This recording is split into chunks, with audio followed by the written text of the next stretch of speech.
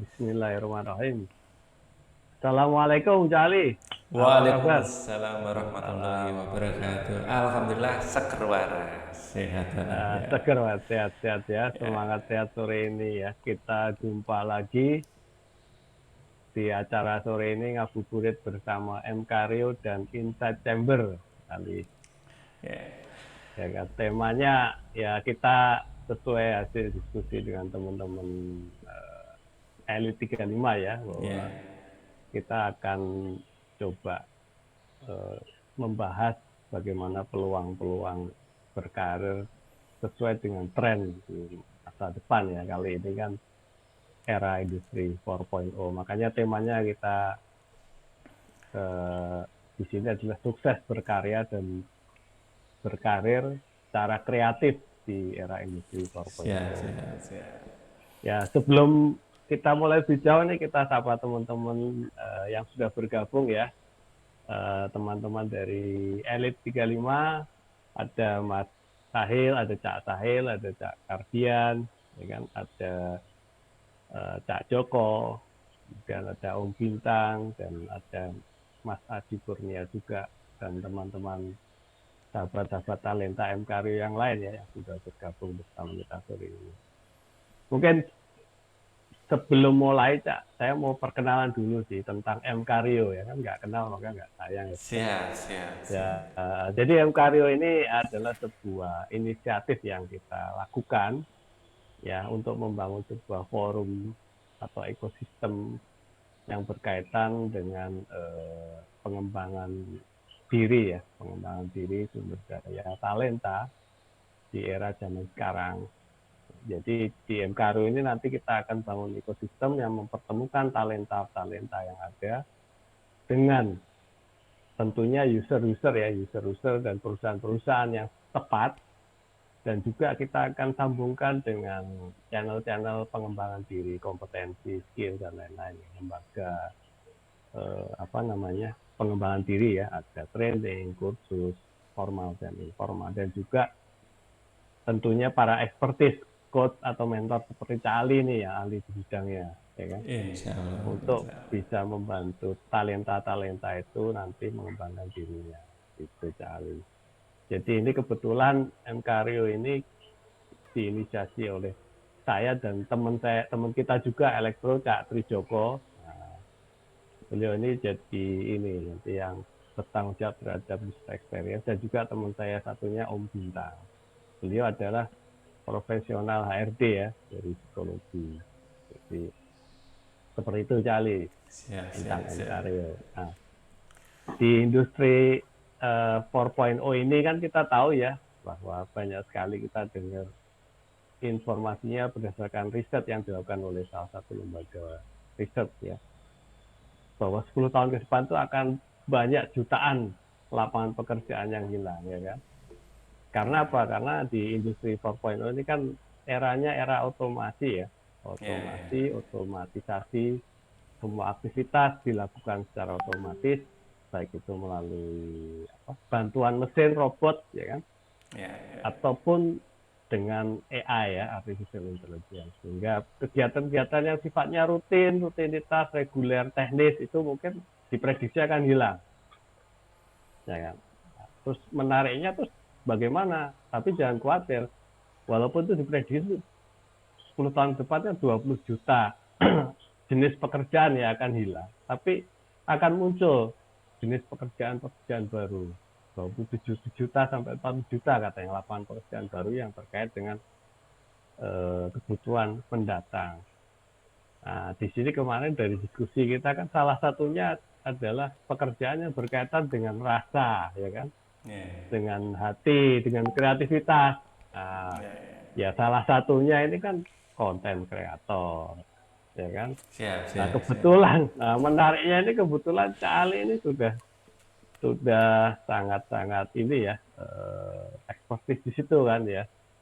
Kalau lihat dari perjalanan karirnya juga Cali yang dulu apa namanya berkarir di dunia profesional, tiba-tiba belok ke dunia kreatif seperti apa, itu nanti mungkin bisa diceritakan secara detail di diskusi kita nanti ya. Kan teman-teman kemarin juga penasaran nih, kita ini kuliah di elektro tapi kerjanya kok banyak nggak sesuai dengan ya kan. Nah ini mulai kita petani ya, atau kita pilih satu-satu nih siapa aja yang ternyata setelah lulus tapi tidak berkarir sesuai dengan ilmu yang dulu pas kuliah kita pelajari bersama. Mungkin sebaliknya Cak, kalau tadi saya perkenalkan MK Rio, nah untuk berikutnya ini Cak Ali ini sebenarnya siapa sih gitu kan? Kalau dulu kan kita teman-teman itu kenalnya Cak Ali Ludruk ya kan? Ludruk ya. Sebenarnya boleh cerita yang saya tahu kan Cak Ali ini kan kecilnya dulu lahir di Pare ya, 46 tahun yang lalu di Pare, kecil sana SMA, kemudian lulus masuk elektro, ngambil Telkom ya, telekomunikasi multimedia. Telekomunikasi multimedia, terus kemudian lulus terus berkarir profesional ya sekitar sampai tahun berapa 2006 2007 mungkin 2006. Oh, 2-3 tahun ya. Iya. Tapi dulu pas kuliah juga sudah ini ya berkecimpung di dunia seni peran ya. Iya. Kan komedi, edukasi ya, bergabung dengan grup Ludruk Cap Tugu Pahlawan ya. Dulunya ketua divisi Ludruk di elektro. Nah itu, dan berikutnya nih uniknya nanti, terus kok sekarang malah jadi konten kreator itu, YouTuber, ya kan? Bahkan sudah followernya udah berapa 300.000 lebih ya? 530-an ribu. Wah, nah itu nanti cerita ke kita teman-teman kita ini yang siap. walaupun sudah senior ya, saya nggak bilang berumur, sudah senior tapi mindsetnya masih milenial kita. Jadi pengen sih belajar.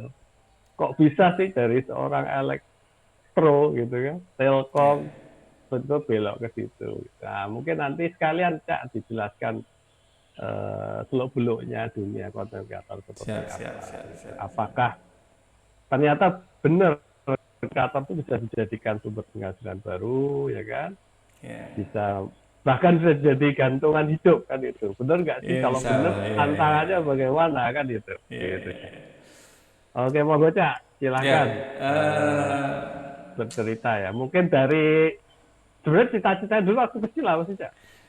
Oh, lain-lain. Waktu SD, waktu TK, kalau tanya saya cita-citanya apa, selalu saya jawab jadi pilot. Itu sampai SD ya pilot, karena kan terbang. Jadi kalau anak kecil ya pesawat itu kan SD ya, jadi kepingin bisa terbang. Dulu kan gitu ya, kalau waktu kecil Pak Presiden jaluk duit gitu dalam bahasa Jawa. Jadi melihat pilot itu wow gitu. Tapi setelah SMA ya saya pingin kuliah sebenarnya dulu pingin kuliah di kimia sebenarnya, ITS sebenarnya, cuman karena bujuk rayu teman sekamar akhirnya teman SMA diyakinkan untuk masuk teknik elektro ITS karena lebih keren katanya gitu, pokoknya lebih segalanya gitu.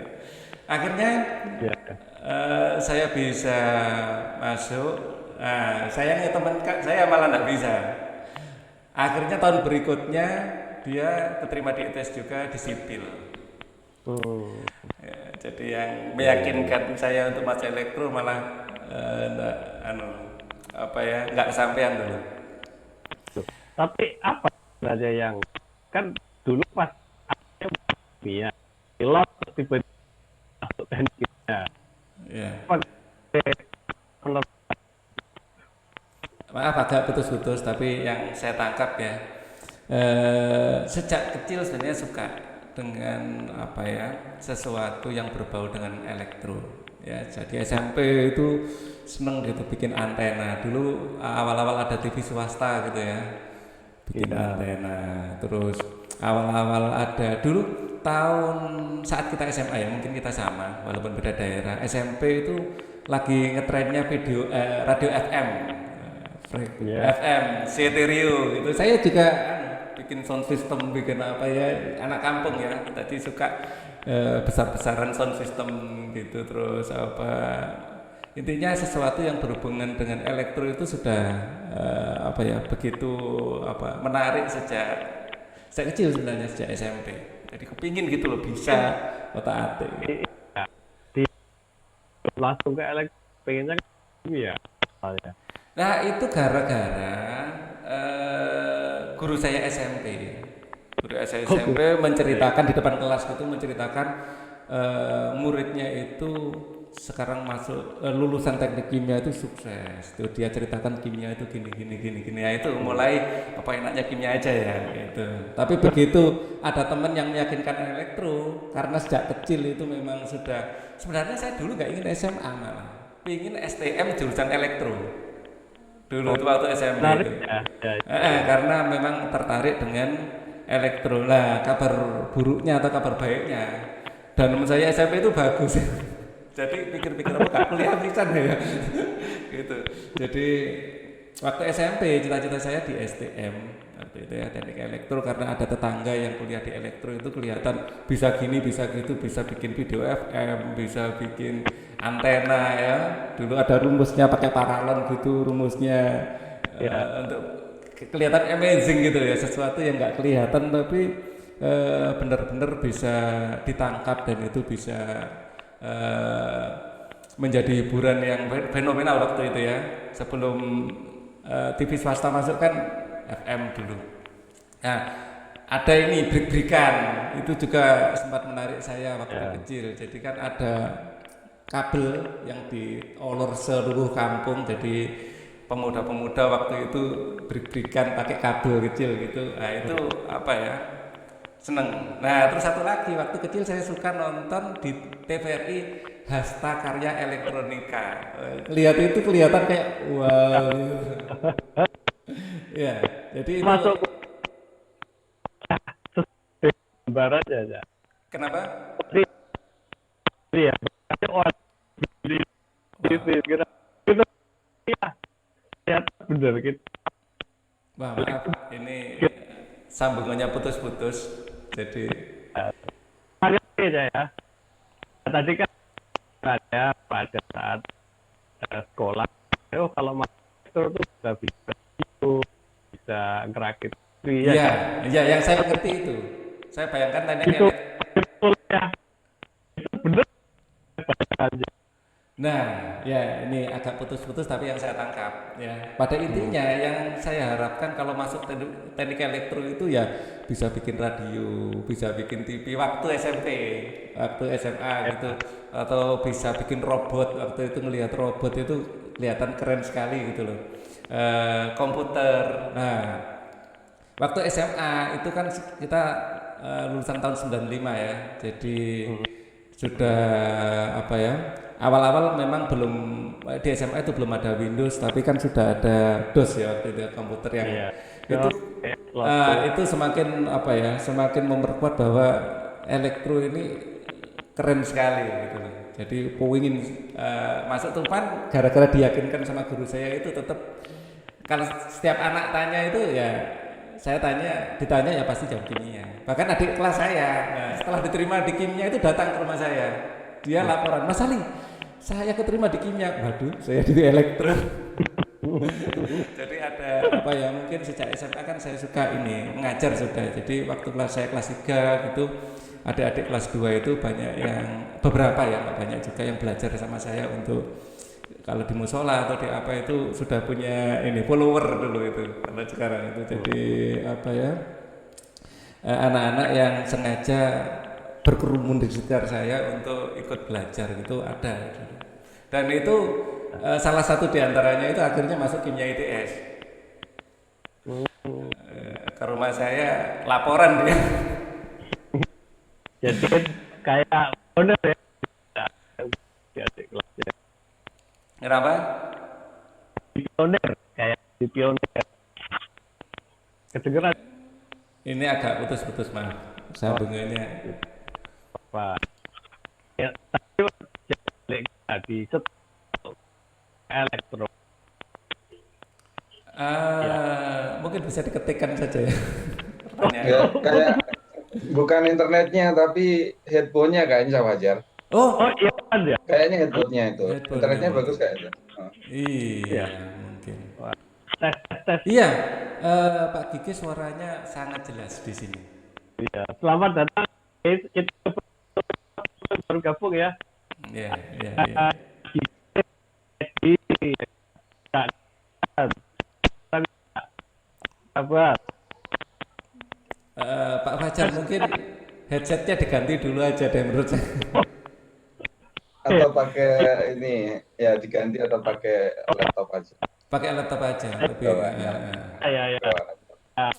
Saya matikan saja.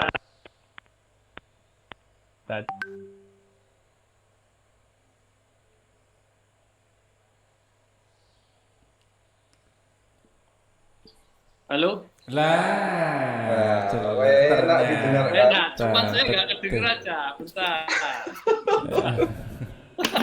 Gak kedengeran. Iya. Saya ganti headset manual ya, sebentar. Iya, langsung jelas. Maklum ya ini. Toolsnya masih ini ya, kita. Atau ambil ke rumah saya. Nggak apa, saya ada 2. Manual. Oke. Halo? Oke, mantap. Halo? siap. Mantap. Jelas ini? Jelas. Oh, ya memang headsetnya nih, waduh headset mahal-mahal nggak bisa dipakai. Siap. Sorry, bercanda. Oke, tadi Cak pertanyaannya ya, Iya. saya ulangi. Kan tadi bayangannya pas sekolah kan SMP, SMA ngelihat wah elektronik kayak keren nih karena bisa bikin radio, bisa ngerakit TV dan lain-lain. Tapi begitu masuk, Nah, mak iya. petunduk ya Mak kan? petunduk masuk ke Apakah dalam. sesuai dengan yang digambarkan gitu? Tidak. Jadi ini mungkin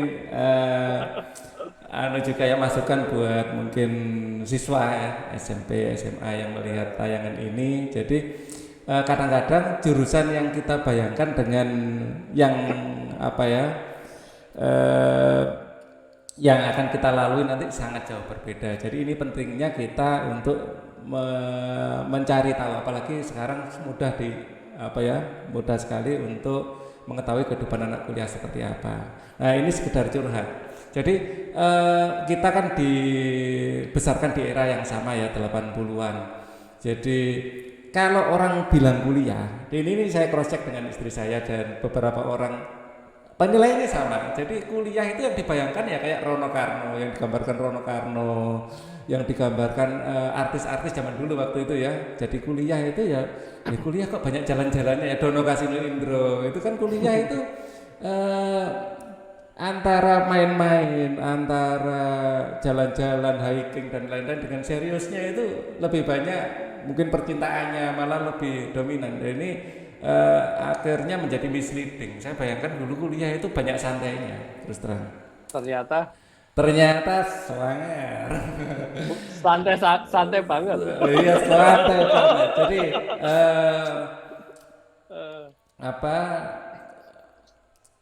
terus yang saya bayangkan dari elektro itu ya dulu ngerapit apa, bikin apa gitu.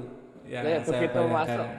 Begitu masuk ternyata lebih banyak ke teori, ya kan. Jadi yang kita bayangkan, karena saya dulunya kan pinginnya ke STM, saya dapat banyak masukan tentang elektro ya dari anak STM. Anak STM kan di sana dia bikin radio, bikin TV, bikin apa, mungkin yang agak cocok itu satu aja, bikin jaringan komputer. Jadi yang saya bayangkan lebih banyak prakteknya. Jadi kayak nyambung-nyambungkan. Bikin program komputer juga. Nah itu sama sekali nggak kebayang. Jadi kalau orang bilang komputer, yang saya bayangkan itu dulu waktu SMA ya Lotus, Word, Ami Pro itu aja yang sudah kita les waktu itu. Ya kebetulan kan dulu tahun 95 kan udah ada itu ya, muncul Windows 31. Iya, Lotus waktu itu ya, ada Lotus, ada WS itu. Terus habis itu pindah ke Windows kan, Windows versi ya kan, ada 31, ada terus akhirnya Windows 95, akhirnya kita belajar di situ. Ya, itu yang akhirnya setelah masuk elektro ternyata software-nya nggak pakai itu tapi pakai Pascal lah ini. Nah, kan pas di elektro, nah, kan banyak jurusan tuh. Kalau tadi Iya, bicara ngerakit itu iya, kan lebih ke LK ya. Nah, sedangkan di iya, elektro kan dulu ada telkom, ada iya, power, ada komputer, ada sistem kontrol ya. iya. Terus kenapa jadi belok telkom gitu? Dulu itu memang Kok nggak power gitu? saya apa ya? Ya kembali lagi agak naif ya. Jadi telekom itu kelihatan lebih keren saja menurut saya. Oh, saya nggak Jadi terima nih. Saya eh, orang power soalnya.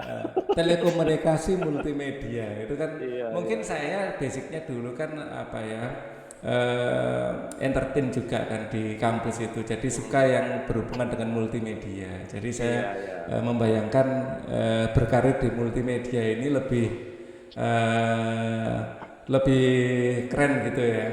Enggak. Dan Oh, berarti sudah punya bayangan karirnya seperti apa ya? ya, jadi apa ya? Pokoknya yang melibatkan multimedia itu lebih menarik perhatian saya. Oh, nah, dulu kuliah berapa tahun, Cak? Lulus tahun berapa Kuliah sih? tahun 2000. Oh, 2000. Jadi yang bareng-bareng itu. Iya, Jadi iya, iya. 5 tahun lah ya. 2000 5 tahun, iya Ya, betul 5 ya, tahun. ya, cepet juga. Ya, standar. Standar. Karena standarnya kan 4,5 tahun ya kalau nggak salah ya. Ya? Kalau bener-bener Iya, ngikutin standar ayo. 4,5 tahun. Pas setengah tahun tuh bukan standar, pinter ya. Gitu. Maksudnya sesuai dengan SKS gitu loh. Kalau nggak Oh, ya, ngulang-ngulang sesuai sama SKS. sekali ngikut SKS ngalir gitu 4,5 seharusnya. Nah, itu kan tadi udah ada bayangan karir kan. Ini bagus banget sebenarnya Cali pada saat milih jurusan sudah ada bayangan, wah mau Telkom, Iya betul. multimedia, Ingin saya karena di Telkom. Ya. iya kan, Dan karena ini kebetulan segala macam. waktu kuliah praktek ya itu kan di Telkom juga. Mm-mm. Jadi sebayangan saya kerjanya ya seperti waktu kuliah Benar. praktek yang akhirnya menjadi tugas akhir juga waktu itu. Iya. Nah, berarti pas transisi ini kan lulus 2000 ya, terus langsung kerja atau 2000? Nah, begitu lulus saya itu semua yang ada lowongan yang ada di SAC dan Jawa Pos tak kirimi semua, ada 20 atau 30 gitu. Pokoknya semangat saya karena saya kan dari keluarga yang mungkin ya kurang beruntung jadi nggak bisa mensupport hidup saya setelah lulus ya. Dan saya terus terang agak dalam tanda kutip itu merasa tidak berhak untuk mendapat kiriman orang tua kan karena sudah lulus. Pokoknya yang keterima pertama kali, yang manggil pertama kali kalau cocok saya kerja di situ. Jadi semangatnya gitu. So, akhirnya kerja pertama ini sesuai dengan jurusan. Tidak sesuai. Tidak juga. Nah ini menarik nih. Dari kecil cita-cita pilot ya kan. Iya. Terus suka elektro tapi pengen kimia. Ternyata akhirnya tetap kembali ke elektro ya kan. Iya. Masuk Telkom, pengen berkarir di dunia telekomunikasi. Mak berduduk setelah lulus kerjanya sebagai apa, Cak?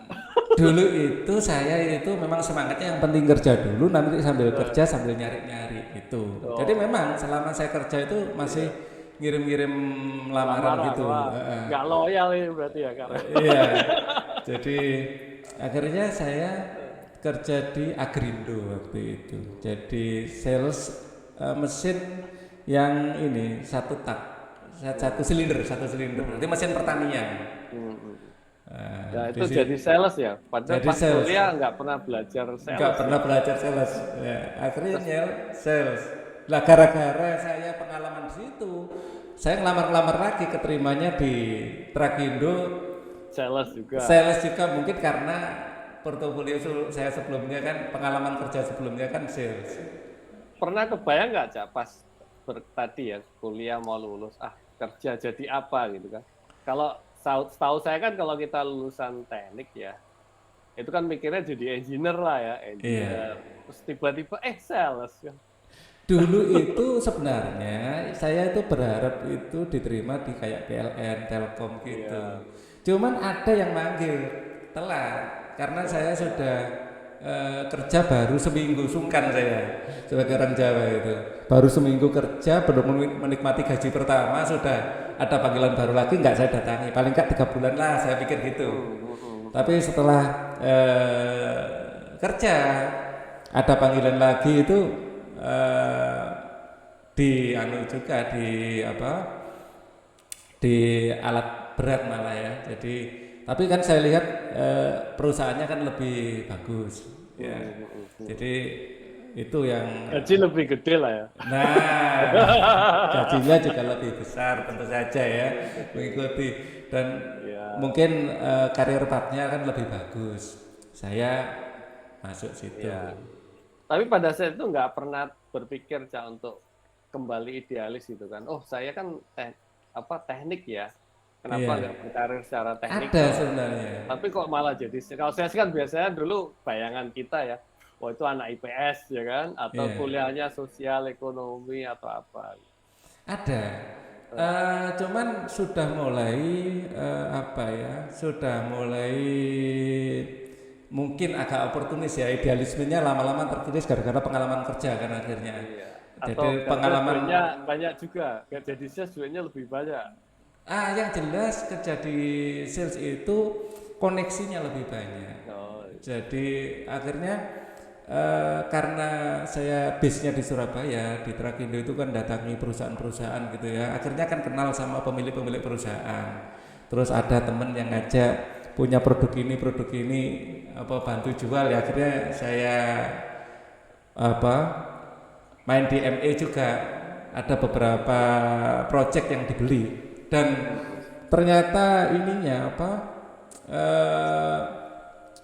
kalau kita bikin alat sendiri terus dijual itu marginnya itu luar biasa, bisa luar biasa ya. Iya luar biasa. Bisa menggiurkan saya sampai 300-400%. Akhirnya saya lebih kepikiran nggak kerja sendiri aja akhirnya. Kepikiran gitu. Mulai berpikir ya. Pengusaha. Jadi waktu yang saya keluarkan itu ternyata enggak sebanyak kalau kerja di situ, tapi saya kan sudah punya banyak kenalan, opportunity-nya kelihatannya lebih masuk. Nah, akhirnya saya masuk ke situ. Cuman karena ya agak ini ya istilahnya orang Jawa mungkin kemaruk ya. Jadi ada teman lagi yang ngajak di training gitu, saya masuk. Jadi berdiri di dua kaki. Akhirnya ternyata saya lebih menikmati di training daripada di ini. Mungkin karena basicnya entertain ya, suka banyol di depan orang, suka bikin materi. Karena seni peran ya, dari zaman kuliah tadi kan sudah itu. Jadi panggilan itu lebih menikmati daripada datang ke perusahaan presentasi alat terus dikejar-kejar deadline ya. Nah itu lebih menikmati saat memberi training. Dulu ITS itu termasuk langganan di SAC itu ngasih training di sana di perpustakaan. Sering. Jadi kebetulan ada teman yang dosen di MMT. Nah, jadi banyak job itu lewat itu. Akhirnya di perusahaan-perusahaan. Dulu kan itu pas ngasih training ini sudah berdiri sendiri atau masih? Ya, itu bikin CV dulu. Oh ya, udah berdiri sendiri kan. Berdiri sendiri. Tahun berapa aja berarti, Cak? Udah ini ya. Tahun 2007 mungkin. Jadi ada 3 orang gitu akhirnya bikin CV untuk bikin training lebih banyak outbound gitu ya.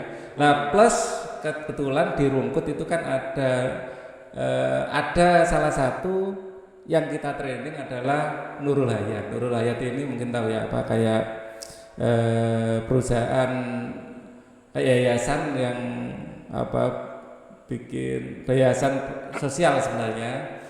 Punya produk SMS waktu itu mirip seperti ESQ. Nah, kita attach di situ akhirnya kerjasama. Motivator ya. Motivator. Ada teman kita juga nih yang jadi motivator ya, Cak Gige itu kan sudah ahli tuh di situ. Dulu kan Pak Gige ya, ngetren ESQ kan, mungkin ya. Nggak tahu Cak Gige spesialis. Ya sejenis kayak gitulah. Saya bukan motivator, Cak Fajar. Gitu ya. Dulu Ari Ginanjar itu. Iya, Pak Ari Ginanjar SEQ. Itu kan dulu sempat booming Pak Gige ya. Jadi Sekarang masih booming juga kok. Masih booming ya. Nah, itu kita di Surabaya ada produk dari Nurul Hayat itu kemasannya mirip. Jadi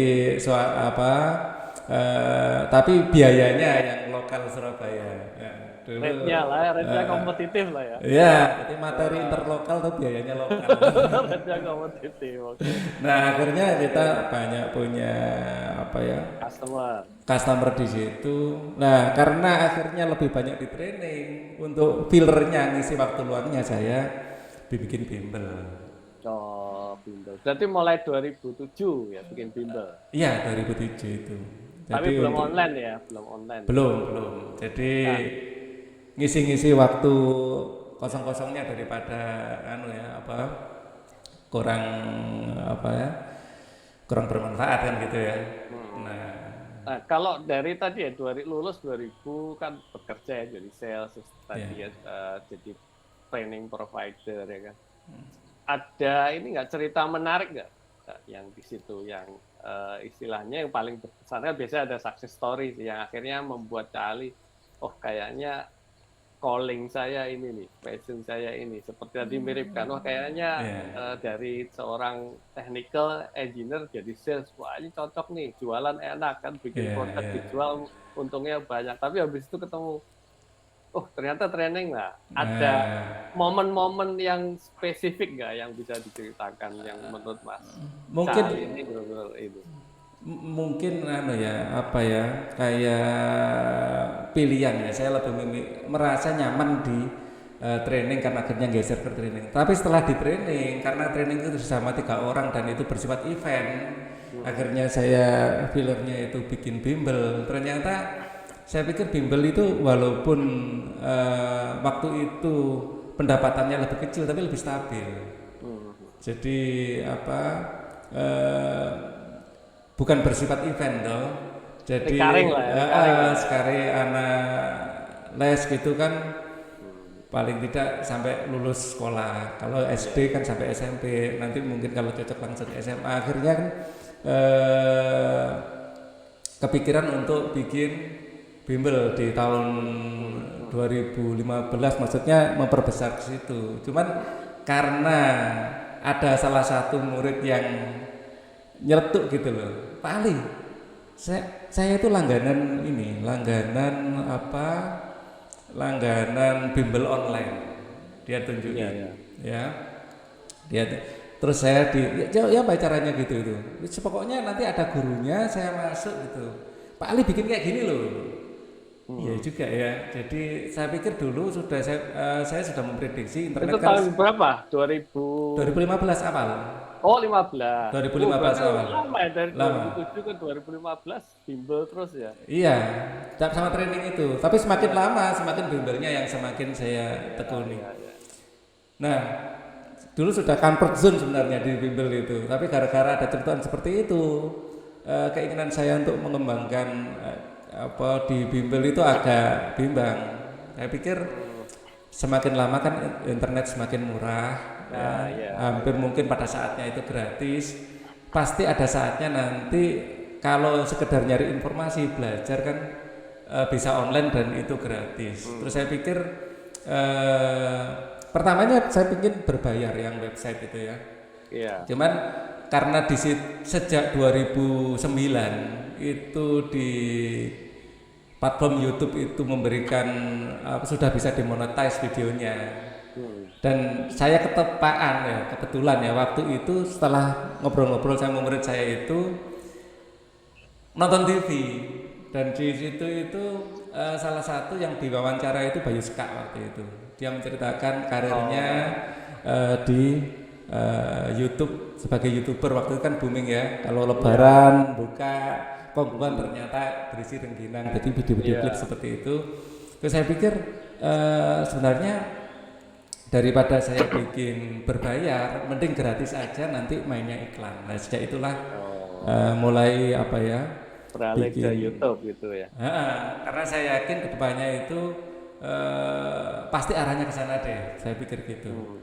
Jadi momennya itu ya, karena ada murid yang murid yang menemukan peluang. Iya. Dan sebenarnya itu tantangan ya. Iya, jadi Karena kan pada saat itu bimbelnya kan offline ya kan. Iya.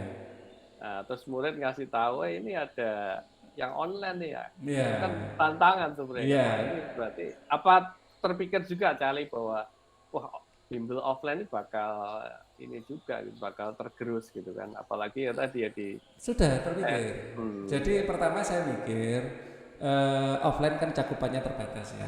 Oh ini rasanya kedepannya kemungkinan online ini yang akan akan menggeser. Cuman belum kepikiran YouTube waktu itu, sebelum tahu ada tayangan ternyata YouTube bisa dimonetize loh. Bimbang lagi saya. Sebenarnya saya sudah bikin waktu itu kayak mungkin kayak semacamnya kayak Ruang Guru atau Zenius sudah kepikiran waktu itu bikin ini ya, bikin kayak software gitu ya, atau mengajak teman-teman untuk kerjasama. Sempat ada diskusi juga sama beberapa teman untuk bikin seperti itu, tapi setelah dipertimbang-timbangkan lagi kelihatannya yang gratis ini akan lebih mendominasi deh. Iya. Kalau bisa gratis kenapa harus beli gitu loh. Iya. Feelingnya seperti itu ya. Feelingnya seperti itu, mainnya iklan lah cocok ini. Iya. Ya, jadi kan kalau melihat perjalanan tadi Cak dari awal ya. Kan sepertinya kalau yang saya tangkap nih, nanti tolong koreksi. Perjalanannya karirnya Cak Ali ini kan mengalir aja kan ya. Iya, tidak direncanakan gitu loh. Tidak. Kan ada orang kan ya. Ada orang tuh kan yang saya harus nanti gini umur sekian ini. Saya kalau kuliah di sini nanti mau jadi ini ya kan. Terus nanti ketika jadi ini dalam waktu sekian tahun harus sukses segala macam. Bahkan sekarang kan lagi ngetren tuh. Kalau umur 30 tahun belum punya rekening 1 miliar, ya kan? Itu dianggap wah salah arah, seperti itulah. Artinya, saya lihat tadi menariknya mengalir aja ya. Iya, apa yang membuat seret di hati saya itu. Dan kebetulan mengalirnya itu sesuai dengan tren. Kan tadi saya lihat 2007. 2007 itu kalau saya nggak salah ingat, itu mulai booming online marketing. Saya dulu masih ingat ikut sertifikasi online marketing 2007 kan. Pada situ YouTube belum ini ya, belum begitu, belum booming ya kan. Nah, orang pada bikin blog ya kan. Konten-konten tulis lah ya. Karena waktu itu belum dimonetize. Iya. Dimonetize 2009 masalahnya. Nah itu mulai orang tuh banyak yang tertarik. Betul. Nah, terus 2009 mulai muncul lah konten kreator yang sifatnya video ya kan. Iya. Kayak video klip gitu. Iya, mulailah di situ booming. Nah, ini juga menarik. Cali begitu feelingnya mengalirnya pas masuk ke YouTube. Mulai tahun berapa ya? Jadi video pertama itu insya Allah kalau nggak salah itu Maret 2015. Jadi wah ini kan April ya, berarti 7 tahun ya? Iya. Kalau nggak Maret April mungkin saya salah. Jadi intinya pas mau mendekati ujian gitu loh. Pas mau mendekati ujian kalau nggak Maret April. Video pertama gimana? Yang diingat kesannya pada situ upload nanti yang nge-like dikit, yang gitu ya. Ketakutan itu ya. Kebetulan video pertama dulu itu kan saya share di E35 juga atau grup. Nah, ada Selamat waktu itu yang mensupport ya. Cak Selamat itu sangat mensupport, Pak Ferry, itu juga mensupport. Wah, cocok ini, sip ini gitu. Jadi banyak support dari teman-teman, terus teman-teman di sosmed yang lain itu kan pertama kan pinginnya ngejarnya view ya, jadi biar bisa segera dimonetize. Yang penting targetnya biar bisa di-approve kan gitu, karena ada syarat ya, ada syarat waktu itu syaratnya harus sudah view ada 20.000 view, hanya view saja 20.000. Oh beda ya sama sekarang kan beda. Ada ini kan jam ya, hours ya, view hours sama dulu. Subscriber ya. Iya. Subscriber 1.000, terus view hours-nya kan 4.000 jam ya. 4.000 jam view, terus subscriber 1.000. Itu pun bisa didemonetize kalau dalam 1 tahun di bawah 4.000 view. Bisa didemonetize lagi. Jadi misalnya kita punya channel dan sudah monetize dan ternyata view-nya turun sampai di bawah 4.000 per tahun, ya dalam 1 putaran tahun itu bisa didemonetize sama YouTube. Oh, bisa diturun level. Turun level lagi. Iya, Jadi memang harus kita maintain. Iya, iya, iya. Nah, itu kalau tadi kan mengalir ya, ketika masuk ke YouTube memutuskan. Nah, ini kan udah Ya. final ini ya, istilahnya karir sekarang yang dijalani 2015 7 tahun lah ya, 7 tahun. Di situ ada planning atau sama juga pokoknya mengalir aja. Enggak, itu sudah ada planning karena planning waktu gimana? itu sudah berumur juga kan, maksudnya sudah tidak gambling dengan masa depan juga ya, maksudnya Sudah banyak tanggungan. sudah banyak tanggungan, jadi harus double mengepul kan, Iya. ada kuota minimal yang harus dipenuhi tiap bulannya. Nah, Jadi ini menarik nih, menarik. apa ya? Intinya saya menyediakan waktu setengah tahun untuk menganalisa grafiknya. Kalau grafiknya itu trennya bagus dan ini memang bisa diharapkan, lanjut. Tapi kalau kan itu kalau kita sebagai content creator itu ada ininya juga. Kita ada laporan tentang view, terus engagement macam-macam. Jadi ada indikator-indikatornya. Akhirnya kita kan bikin plan ya. Jadi kan banyak sekali indikator kayak bagaimana ada di YouTube itu kayak ada rating gitu loh. Indikator ratingnya itu satu kan view, dua konsistensi. Jadi konten kreator yang konsisten upload ya. Jadi daripada sekali langsung banyak video, mending seminggu sekali tapi rutin kayak gitu-gitu. Termasuk algoritmanya ya. Termasuk algoritmanya. Jadi kita harus, dan itu berubah-ubah terus algoritmanya. Kalau dulu banyak-banyakan view, akhirnya orang bikin clickbait. Jadi misalnya video gak nyambung dikasih gambar wanita seksi atau apa gitu kan lebih banyak diklik orang kan. Akhirnya padahal isinya gak nyambung. Akhirnya iya. Atau video gitu kan. Dapat akhirnya bukan itu yang dijadikan patokan sama YouTube, direview lagi yang jadi patokan akhirnya retensi seberapa lama dia bertahan di video. Di video. Itu yang dihitung ya. Artinya kalau dia bikin video misalkan 30 menit terus ditonton cuma 5 menit yang tercatat malah turun ratingnya nanti. Malah turun. Jadi video yang ditonton sampai penuh itu ratingnya lebih tinggi. Jadi agak kompleks sekarang. Jadi akhirnya kan orang kan mencari celah tuh.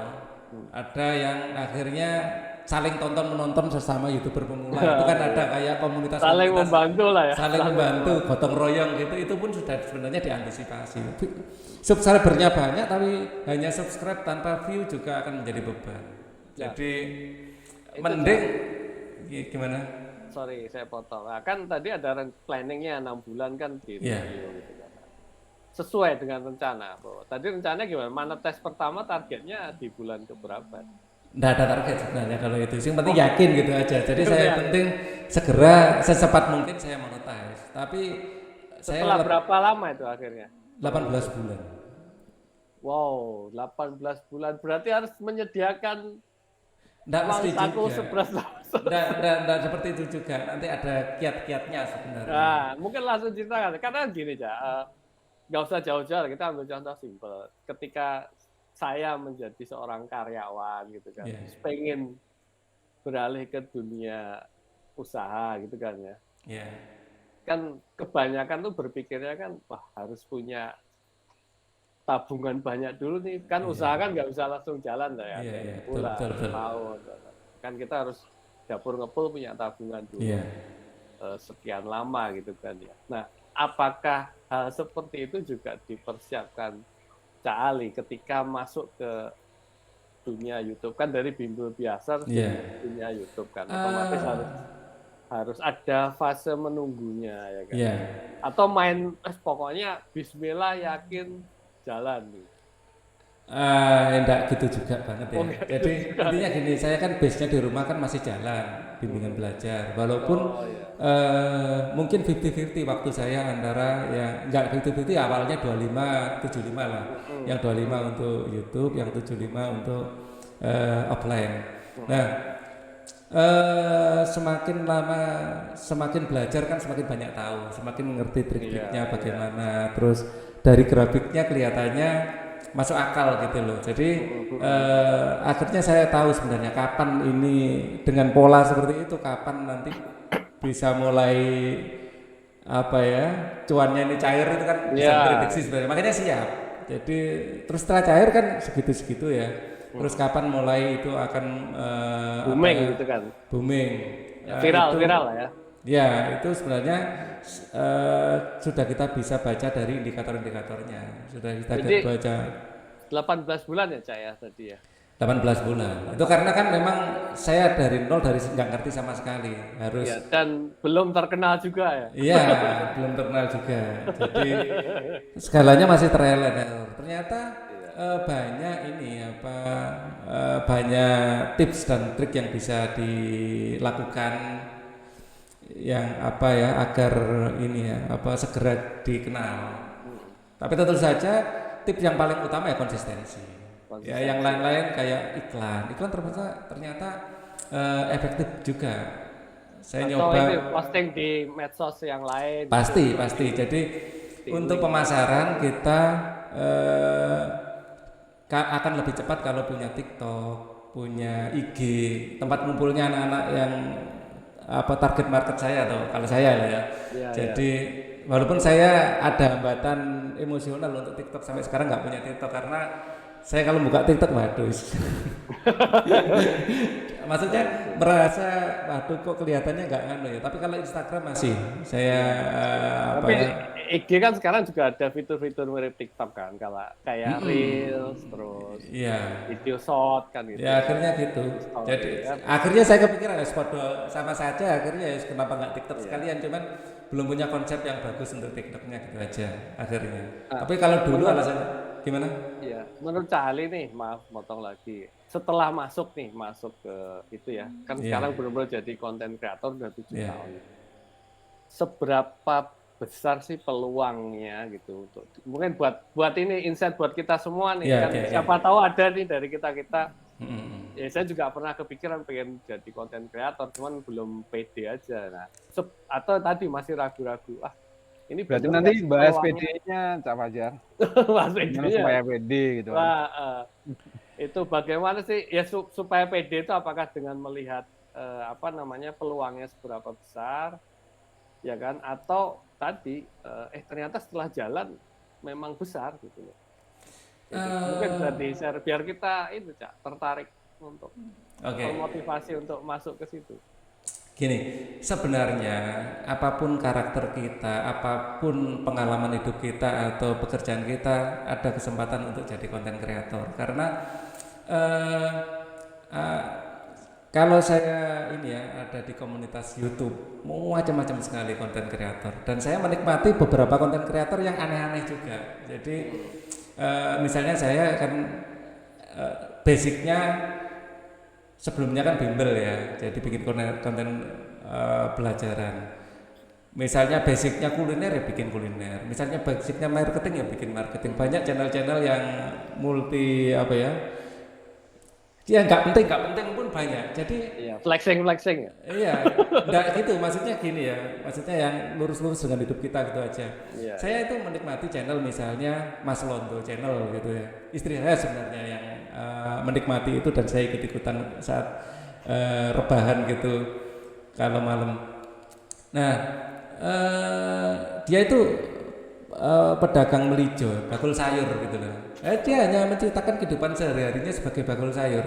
Dan ternyata yang ingin tahu yang kepo banyak. Wah ini mirip itu Wak Haji Giong ini ada nih. Nah itu jadi kalau YouTube bisa sukses. Iya benar. Jadi dia berangkat di syuting, guys dititipi lele, dititipi apa gitu. Terus dia mungkin sama customernya di syuting sampai rumah yang laku apa, yang nggak laku apa. Ini nanti saya sayur sendiri. Terus dia nyeritakan ini kalau di tempat saya harganya 3.000 kalau. Jadi setiap hari gitu. Tapi ya begitu upload itu 1 jam sudah 400.000 gitu. Benar.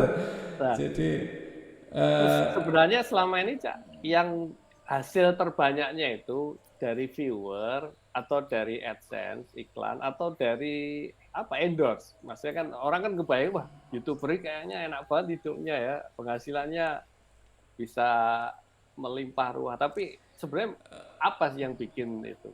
Apakah dari tadi viewer atau lain-lainnya? Sebenarnya bisa ada dua sumber income utama di konten kreator. Yang pertama itu AdSense, bukan view ya. View itu nanti akan agak beda sedikit kita ceritakan dengan AdSense. Sama endorse. Kalau dalam satu video itu bisa kita kasih lebih dari satu AdSense. Asal video itu durasinya lebih dari 8 menit. Jadi terus AdSense kita juga bisa menentukan mau yang skippable apa nggak bisa di skip, kita bisa menentukan. Jadi itu nilainya beda. Yang nggak bisa di skip itu nilainya lebih besar. Cuman kan mungkin orang akan berubah pikiran nggak jadi lihat X1 gitu ya, kelamaan nunggu. Jadi ada risiko di situ. Kalau videonya panjang bisa 1 jam video itu bisa dikasih 20 AdSense kalau mau bisa. Tapi kalau kebanyakan kembali lagi nanti Orang malas nonton ya. Orang malas nonton, jadi kita cari setelan yang pas. Saya kan di dunia pendidikan, misalnya pembahasan soal UN atau SBMPTN yang sudah mepet-mepet tak kasih AdSense banyak, berani saya. Maksudnya pasti anak-anak butuh lah ini, apalagi dalam tanda kutip ada bocoran tipis-tipis gitu ya, bukan bocoran sih, kadang-kadang prediksi kisi-kisi gitu, dikasih AdSense lebih banyak itu tetap retensinya tetap bagus. Tapi kita harus lihat juga retensinya. Jadi, kalau endorse ya? Endorse kalau ada juga. Endorse ada beberapa yang menawari, cuman beberapa itu kejadian, saya kan akhirnya punya komunitas ya. Jadi banyak kejadian itu pura-pura jadi endorse, akhirnya ngehack kita akun atau itu member ngehack akun biasanya. Jadi kecuali perusahaan-perusahaan yang besar yang jelas kita tahu, mungkin oke, itu pun kita enggak tahu juga ya itu bener-bener dari sananya apa enggak. Jadi kalau saya sendiri agak ribet ngurusin, memang belum ada orang khusus untuk incas di sana. Jadi cenderung saya abaikan kalau ada tawaran endorse itu.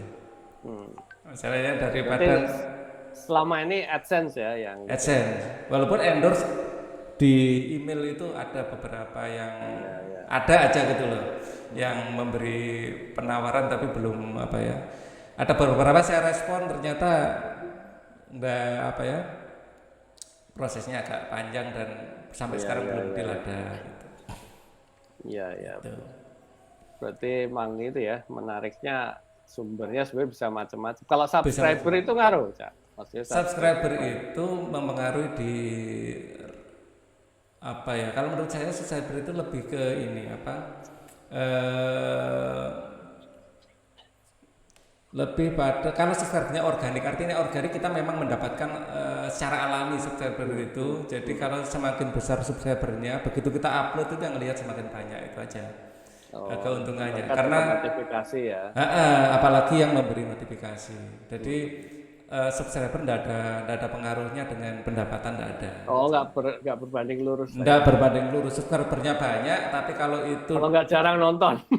Jarang nonton ya nggak dapat apa-apa kan. Banyak sebenarnya tawaran-tawaran masuk jualan subscriber sekian langsung dapat 1.000 subscriber. Jadi itu hanya mungkin akan baik untuk tujuan marketing channelnya, sudah sekian subscriber loh. Tapi untuk pendapatannya nggak ada bunganya. Oke, jadi kesimpulannya nih Cak. Kesimpulan. Biar kita tadi Cak Gige bilang, bagaimana sih biar kita pede itu masuk ke dunia konten kreator ini apa sih yang gini, harus agar pede ya kita tetap menjadi diri kita sendiri. Jadi untuk konten yang satu niche dengan saya, niche pelajaran sekolah, ada yang diberikan secara humor, ada yang tegas, ada yang macam-macam pendekatannya, ada yang keibuan, ada yang kebapaan, dan semuanya itu punya penikmatnya masing-masing, jangan khawatir. Jadi kita akan punya pasar sendiri-sendiri. Jadi ada yang suka pengajarnya yang agak banyak bercandanya, ada yang to the point. Jadi setiap hari komen positif dan negatif banyak yang pernah di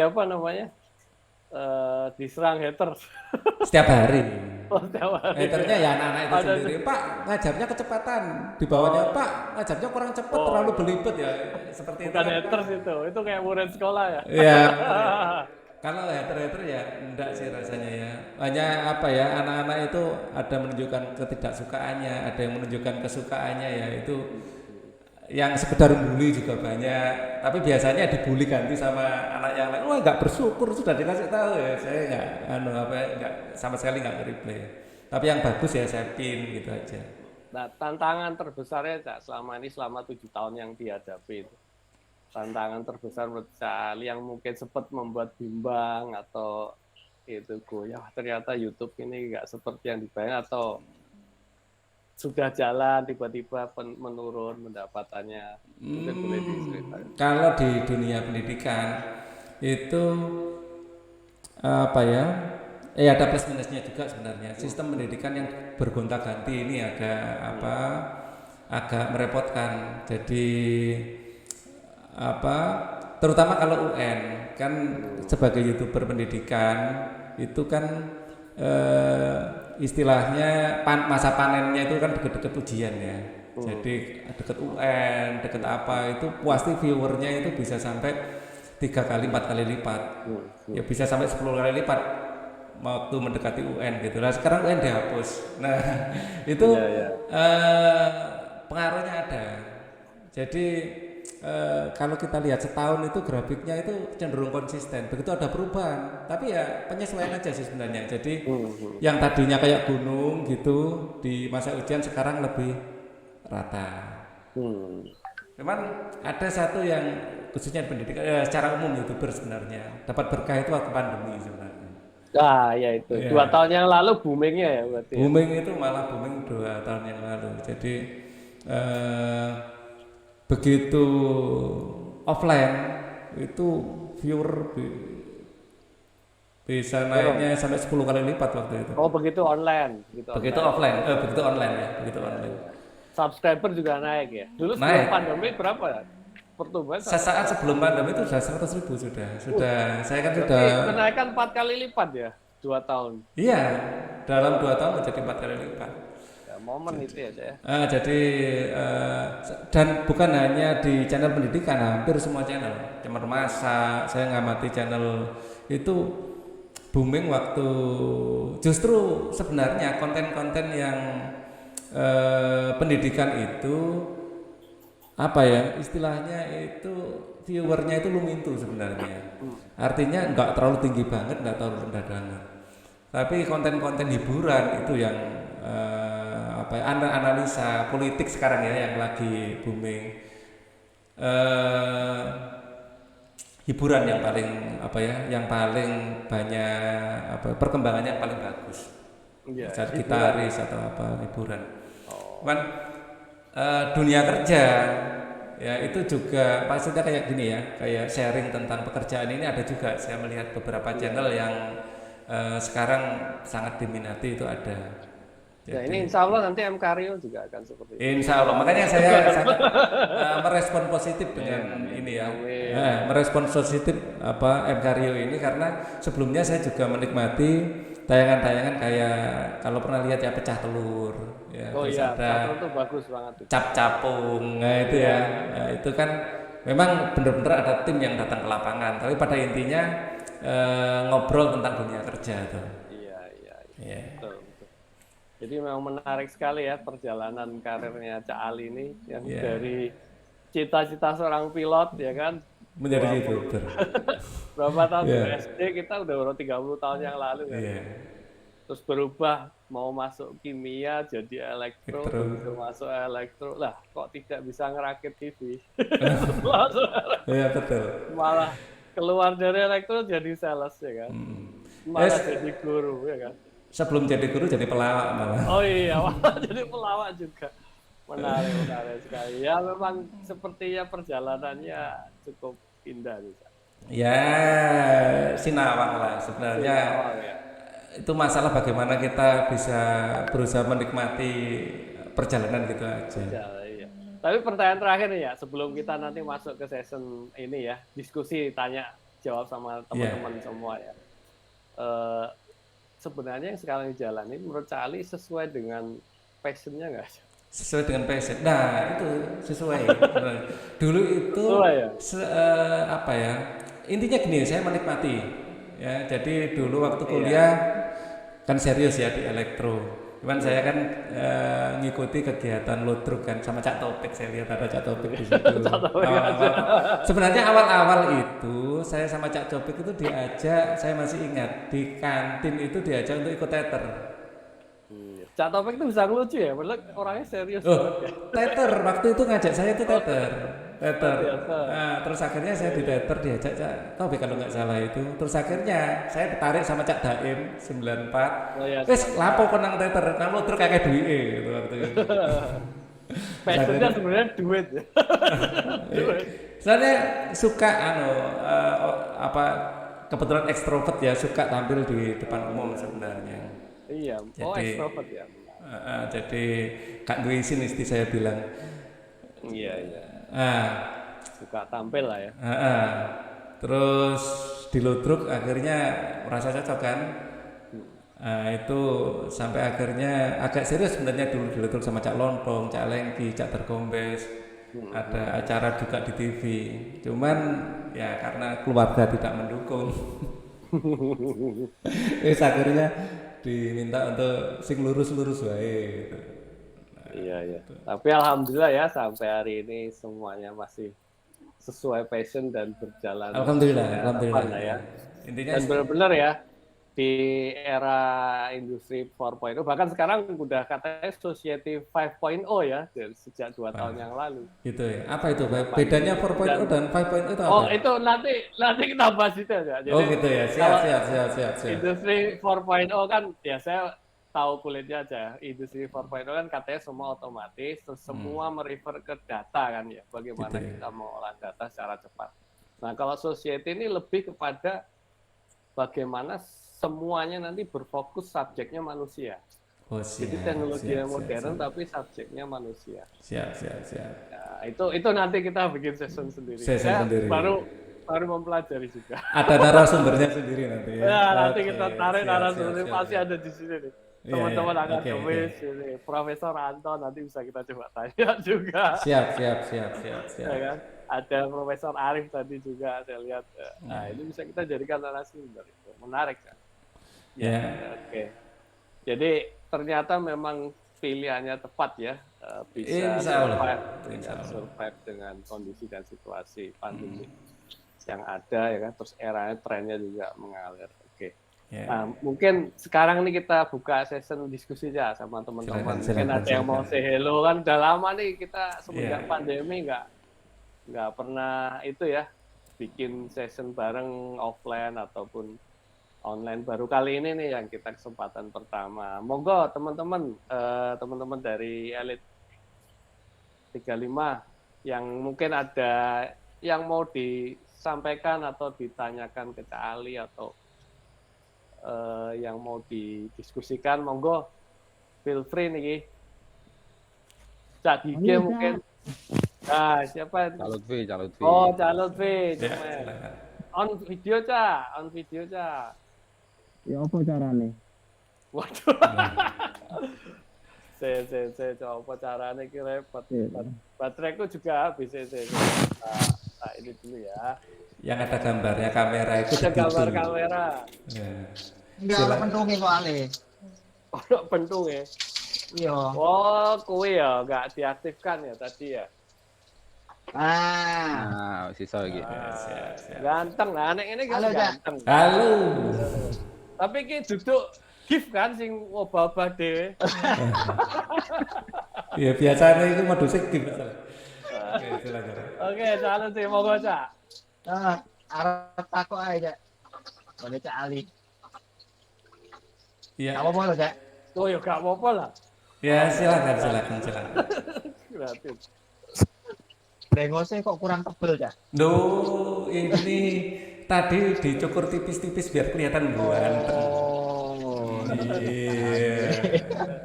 Mau tampil ya harus macam ganteng tuh ya. Ini rambutnya juga mengkilat. Mantap. Rambut seperti ini perawatan minimalis tapi performa maksimalis. Wes, mantap. Itu di salon nggak, Cak? Oh ini istri saya sendiri yang motong. Yes. Sejak pandemi beli clipper sendiri masalahnya. Mantap. Pengen takok kuyahe sih, Cak, kabare piye, brengose kok rodok tipis, perasaan biyen kok rodok tebel, saiki kok apa ya luwih ganteng sithik ngono lho, Cak. Sithik ya? Sithik lah ojo akeh.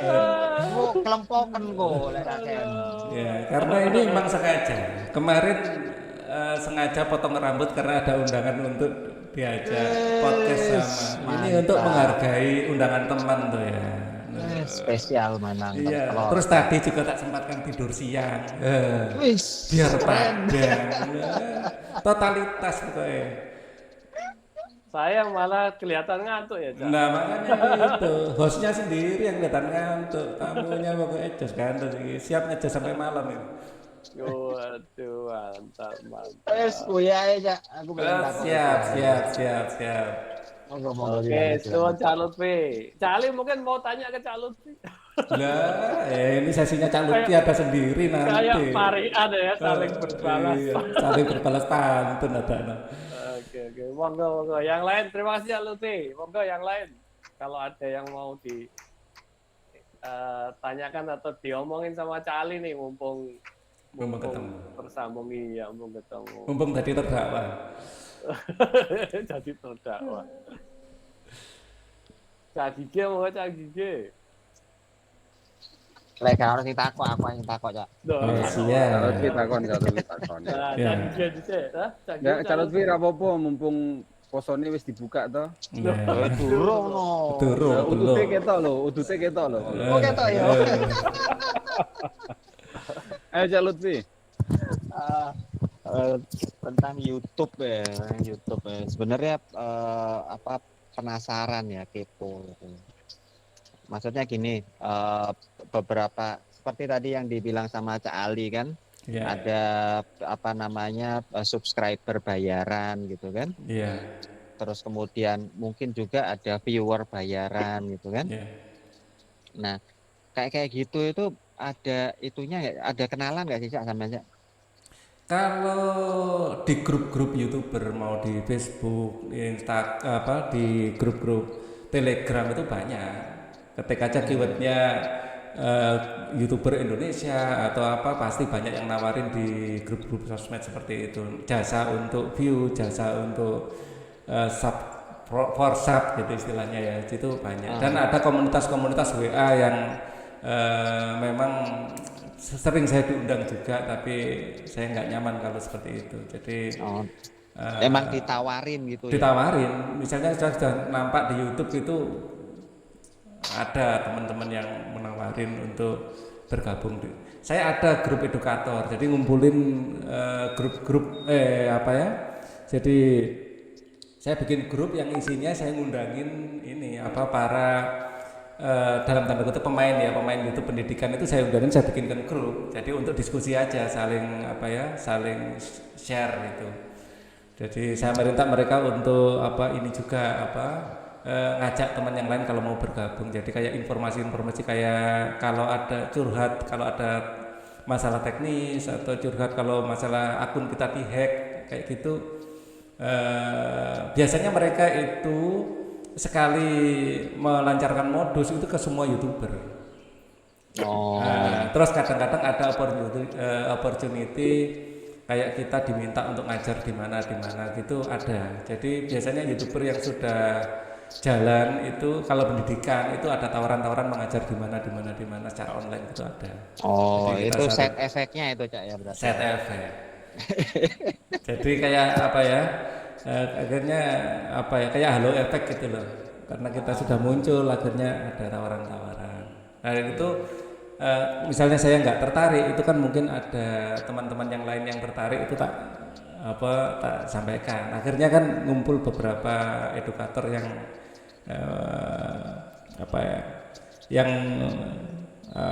mungkin kalau kita ngeset yang muncul awal-awal itu sudah saya hubungi, saya ajak ke grup. Gitu. Itu untuk untuk yang apa subscriber yang misalnya kita beli ya istilahnya ya. Ya. Tapi kalau misalnya secara bangun subscriber secara apa ya, secara klasik kayak gitu itu ada metode tertentu nggak supaya bisa cepat gitu Kak? Ya, istilahnya YouTuber organik ya orang Nah, apa iya, istilah iya, yang iya. apa ya yang apa yang dipakai ya istilah terminologinya gitu. Nah, sebenarnya kalau sub for sub atau kita beli itu nggak ada manfaatnya karena itu akan menjadi beban karena salah satu rating dari channel itu rasio antara subscriber dengan ini apa viewer itu juga menjadi pertimbangan. Jadi beban, nggak akan membuat rating video kita itu naik. Jadi intinya yang membuat rating video kita naik itu adalah view tetap ya, view tetap. Terus yang lebih prioritas yang pertama itu sebenarnya retensi. Seberapa lama orang bertahan di video kita, itu yang pertama. Jadi time retention, seberapa lama video kita itu ditonton, itu yang pertama untuk video ya. Rating video yang paling tinggi di situ, baru nanti viewer, baru nanti dan lain-lain. Rasanya kalau subscriber sekarang enggak. Jadi justru YouTube punya kepentingan untuk mengangkat youtuber baru. Jadi kalau kita punya channel baru, biasanya justru malah 3 hari pertama itu dinaikkan sama YouTube, ditawarkan paling di atas di keyword. Gitu. Karena YouTube kan punya kepentingan untuk menjaring semakin banyak, karena kita kan produknya YouTube toh, konten kreator itu adalah produknya YouTube. Jadi YouTube punya kepentingan untuk tidak terlalu 1-2 konten kreator yang terlalu besar, sementara yang lain-lain nggak bisa keangkat, nggak seperti itu. Yang diinginkan YouTube itu semakin banyak konten kreator semakin bagus. Berarti memang berstrategi seperti itu ya YouTube ya. YouTube-nya sendiri inginnya seperti itu, menjaring konten kreator sebanyak-banyaknya. Oke, nanya itu aja sih, karena itu kan hubungannya sama omset ya. Iya. Jadi untuk niche istilahnya adalah titik yang kita ini ya, mungkin yang kita ingin geluti itu bisa apa saja. Mungkin Pak Gigih misalnya ya. Wah, ini adalah guru Medan Elmak saya. Kalau mau kuis saya nginep di kos-kosannya Pak Gigih ya. Sampai pagi.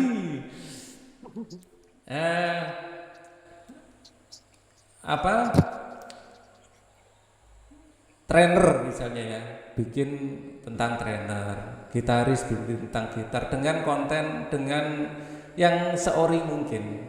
Jadi orang itu mungkin akan sebenarnya yang dicari keunikan. Syukur-syukur kita dapat peletihan ide yang membuat kita itu distinktif gitu ya, lebih bagus. Jadi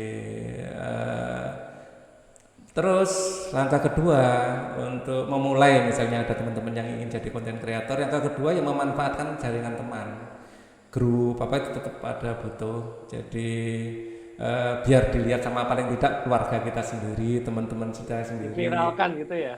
Bantu viral. Jadi dulu itu saya sering minta murid-murid saya, walaupun gak mau tonton, nyalakno laptopmu ya, terus bukaan videonya Pak Ali, habis itu klik. Wes tinggal ngalih. Langsung tonton, jangan videonya, langsung ke ini ke playlist gitu. Jadi sekali nyetel tinggal main kemana-mana ya, sampai misalnya ada 30 video semuanya akan tampil nanti di situ. Lumayan dapat 1 view per video. Ya bantuan murid-murid seperti itu juga yang mungkin membantu di awal-awal, terus grup. Karena di sini saya dulu karena niche-nya adalah pendidikan, tentu saja kita harus gabung grup-grup pendidikan. Kalau ada anak tanya, kita bikin videonya biar dia melihat jawabannya di video kita. Jadi kayak narik caper gitu, caper kemana-mana ke grup-grup pendidikan. Gitu. Oke. Jadi intinya ya matching lah. Terus yang sekarang yang baru akhir-akhir ini saya tahu, efektif juga pakai iklan. Jadi misalnya video ini gitu kita bikin iklan, terus iklannya itu bisa kita bisa mencari pasarnya. Jadi misalnya ini kan kayak apa ya, bicara tentang karir, khususnya YouTube. Nanti kita bisa ngiklan itu di target video. Misalnya kita pingin target videonya Deddy Corbuzier, itu bisa waktu bikin iklan. Atau target Cap Capung, atau target misalnya yang karir ya, pecah telur, bisa. Jadi setiap orang mau nonton pecah telur, ini akan muncul. Bisa. Tapi kena cas ya, Cak? Ada casnya. Kalau nggak salah 27.000 untuk sekian ribu video gitu loh. Oh, Tayang. murah ya berarti? Murah. Jadi kita bisa mulai masang iklan mulai harga 5.000. Oke. Untuk sekian video ada ininya, ada menunya. Iya. Bisa. Ada pertanyaan di kolom chat tuh. Iya. Ini ada yang nanya nih, pertanyaan chat. kolom chat, ya kan, dari Jer63. Izin tanya, jika kita berhenti upload video misalkan karena pensiun, apakah tetap dapat uang AdSense dari video? Oke, jadi kalau saya mengamati ada banyak channel-channel yang sudah berhenti upload. Dulu itu channel pendidikan ya, ada si Bedu Jada. Dulu saya menjadi inspirator saya justru, jadi saya ingin punya channel seperti ini. Tapi mungkin karena alasan bisnis, karena itu bukan milik pribadi, milik grup, ya akhirnya berhenti. Ada juga, tapi sampai sekarang selama itu masih dilihat, selama videonya itu masih muncul, ya tetap dapat AdSense. Jadi Selama YouTube-nya masih ada ya? Masih ada, masih dicari orang, dan masih ada yang mau nonton. Nah, cuman gini, secara channel semakin jarang upload, YouTube juga akan menurunkan ratingnya. Pertama mungkin kalau di search engine kita ketik gitu, misalnya matematika SMA gitu, dulunya itu selalu paling atas. Semakin lama semakin di bawah. Gitu. Jadi rating itu berhubungan terbalik dengan usia video. Semakin tua videonya, ratingnya cenderung semakin diturunkan. Nah itu cara menaikkannya lagi gimana, Cak? Jadi Tanpa mungkin perlu ada algoritmanya. Kalau video itu memang masih banyak yang nonton, walaupun video tua ya tetap muncul. Tapi mungkin persyaratannya sudah semakin berat untuk menjadi video yang tampil pertama di search engine. Jadi ya nggak, artinya kan udah lama nih, biar kita nggak perlu ngupload, pengen videonya itu bisa naik lagi, apa ganti judulnya atau bisa ganti judul, dipromokan lagi, atau diturunkan terus diupload lagi, mungkin juga bisa toh. Jadi tapi kalau diturunkan diupload lagi, view yang lama hilang dong. Hilang. Maksudnya catatan view yang lama hilang. Cuman itu pernah saya coba juga, dan itu kadang-kadang efeknya positif. Jadi kadang kita itu upload timingnya salah. Timingnya salah. Waktu itu aku bikin video tentang tes CPNS, tapi nggak pas lagi tes CPNS, take down, terus pas tes CPNS dinaikkan lagi, dipromokan lagi di grup-grup CPNS, naik lagi. Jadi memang terus pemberian nama dari video, thumbnail dari video itu pengaruhnya besar juga. Jadi pemberian nama, thumbnail, terus nama channel, tag, jadi kayak metadata istilahnya. Metadata semakin komplit kita kita beri. Kayak subtitle mungkin ya, kalau kita ingin menjaring pasar luar negeri juga kan butuh itu dikasih. Jadi kita ngasih subtitle bahasa Indonesia, tapi sama YouTube kan nanti di bahasa Inggris sendiri. Kalau enggak tetap dikasih subtitle, tapi sak nangkepnya YouTube. Kadang-kadang kita ngomong apa, subtitlenya apa nggak nyambung. Tapi kalau kita ketik sendiri, jadi pas. Jadi membantu mesinnya itu. Misalnya enggak pun, kalau kita pakai bahasa Indonesia seperti ini ya, secara otomatis sekarang YouTube apa itu kan ngasih subtitle sebenarnya. Iya. Berarti jawabannya bisa ya tadi. Apakah setelah bisa, jawabannya bisa. Passive income lah ya, jadi passive income. Jadi selama YouTube-nya nggak pernah ditutup, tiba-tiba YouTube bubar, itu baru hilang. Betul. Dan saya kadang-kadang kepo juga, sama dengan penanya. Video yang pertama kali saya upload itu masih ada saja, paling enggak sehari 1, 2, 3, kadang 5 itu ada aja yang nonton. Video yang pertama kali diupload itu. Jadi kalau di YouTube itu mungkin kalau YouTube pendidikan ya, kita main omset lah. Semakin banyak permasalahan yang kita jawab, semakin banyak video kita upload ya mungkin semakin opportunity kita untuk dilihat orang semakin besar. Iya. Nah, ini ada pertanyaan juga Cak yang japri ke saya. Dia nanya, sebenarnya untuk jadi content creator tuh skill khususnya apa sih ya? Sebenarnya tidak ada. Wong kita itu pengen nyuting, itu kan tinggal klik syuting gitu aja ya. Jadi kadang-kadang aku tadi pagi kemarin kan sekarang sedang ini bikin gudang di belakang. Nah, itu saya melihat mereka sedang waterpass untuk ketinggian tackle toh. Nah, itu tak jadikan konten pelajaran, short video. Sekarang ada short video untuk melawan untuk melawan dominasi TikTok, YouTube. Itu tadi tak cek sudah dilihat 1000 view. Ya, short video itu malah cepet kayaknya view. Ya, lebih cepat karena cuman kalau dilihat di HP nggak ada iklannya, tapi dilihat di laptop ada iklannya. Iklannya nggak enaknya short video gitu. Jadi nggak ada skill khusus sebenarnya. Pokoknya kita ada sesuatu yang sesuai itu dengan video editing gitu nggak? Grafis. Nggak harus sebenarnya. Sebenarnya video editing yang kita perlukan sebagai mungkin beginner ya, kalau mau mencoba itu kan cut loh. Ada bagian-bagian yang nggak sopan atau bagian-bagian yang ingin kita hilangkan, kita cut atau kita blur. Itu semua bisa kita lakukan di studionya YouTube. Jadi kita upload dulu, tapi nggak kita publish. Setelah itu kita edit di sana bisa. Tapi kalau mau di edit dulu pakai banyak editor sekarang ya. Saya sendiri pakai Adobe Premiere. Itu bisa lebih cepat, hasilnya lebih rapi. Tapi nggak harus segitunya juga gitu loh. Atau kalau nggak punya skill ya bayarin orang buat ngedit. Nah, cuman kalau bayarin orang kan kita akhirnya ya terserah sih. Kalau waktunya emang nggak ada, mending bayarin orang. Ya kan kalau nggak punya skillnya.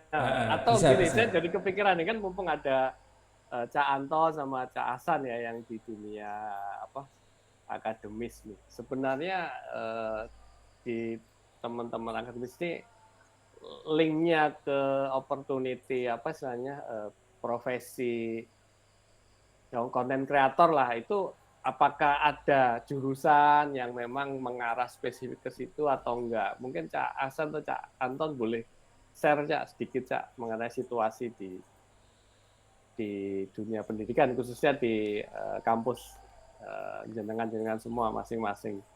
Biar kita juga paham perkembangan pendidikan sekarang. Kayak kemarin kan ITS katanya kan sampai bikin jalur penerimaan siswa YouTuber, influencer kan itu ya.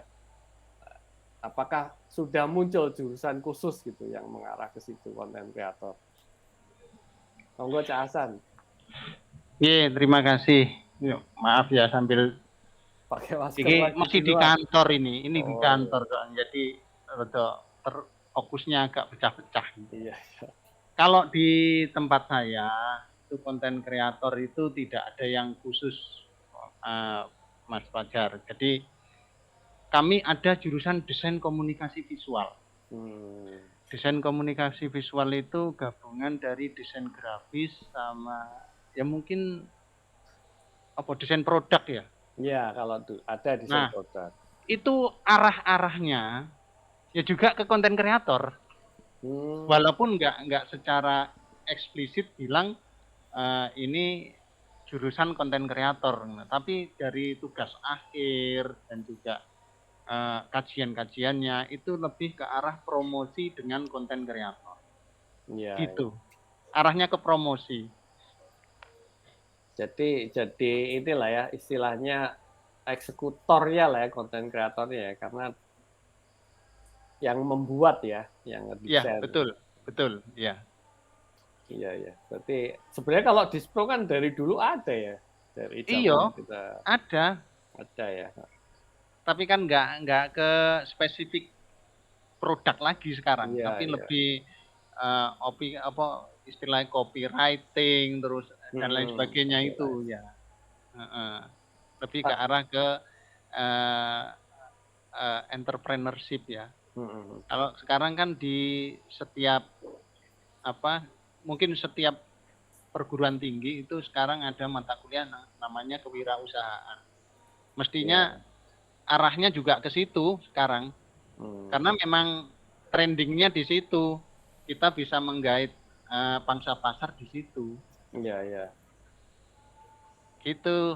Cak Siap, Ali, siap. apa kabar? Alhamdulillah, seger aras, Cak. Seger-seger kabeh sing penting sehat kabeh ya, Cak. Betul, Hasan, ya. betul, Pak. Iya. Penting. Nah, iya iki dino Sabtu ini ya mlebu sampai bengi. Wae jogo ya. Tapi kemarin itu, oh ya jadi agak out of topic. Yang kejadian di TP5, alhamdulillah ini ya aman ya, Cak Hasan ya. Ya aman, kalau amannya aman. Cuma Nggak ya ada ini korban masih- jiwa ya, nggak ada korban Nggak ada, jiwa. nggak. Masih masa recovery. Iya, Jadi ya jenenge kate lebaran ya. Yang namanya Iya. tenan mau jualan itu kan ya Iya. bener. Pokoknya kudu buka tak durunge lebaran kan. Iya. Apalagi yang kebakaran Iya, ya, dekatnya ada. Sogo itu. Iya, Ya. iki beberapa hari apa lembur jenenge? lembur terus. Lembur terus ya, Iya. kerjaane tok sing lembur. Ya semoga-moga dilancarkan semua ya, Cak ya. Amin amin ya ya. Terima kasih. Monggo dilanjut, ngapunten Siap. ya. Oke, Sambi-sambi kok. Oke, matur suwun. Nggih nggih. Cak Anton. Cak Anton. Nyimak dulu Om Fajar, ngapunten baru di jalan. Oh, baru di jalan. Iya, iya. Iya. Yang penting sehat lah, dengar suaranya nih. Wah, alhamdulillah senang sehat. Alhamdulillah kabeh, sehat-sehat waras. semua, Iya. mantap pencerahan dari Om Ali dan mantap sekali ini. Siap, siap. Mantap. Ini kebetulan Jogja udah mulai macet ini di perempatan Waduh. mau ada janjian jam 4:30 tadi, wah nggak nyampe, belum nyampe. Waduh, duh. Hmm. Udah itu Nyari ya, ini udah full ya. euforia mudik ini Sudah mulai terasa ya. mulai ini. Ji. Alhamdulillah lah ya, semua sudah normal kembali sepertinya. Alhamdulillah. Alhamdulillah. Oke, oke. Matur Matur nuwun, suwun. Om Ali, Om Fajar. Ye, hati-hati Siap, Cak siap. Anton. Iya. Matur suwun sudah bergabung. Ini mungkin ada teman, ini saya harus menyapa satu-satu nih kayaknya. Cak Taufik, apa kabar Cak? Saya baru tahu ternyata Cak Taufik bisa melucu juga dulu. Saya pikir serius terus. Loh, Cak Taufik, halo. Melucu yang serius kan. melucu Iya. ya, serius. Cak Taufik. Waduh, nggak ini. Si. Oh, Nah. ini ayo dibuka, kameranya dibuka. Nah, Wah. neng,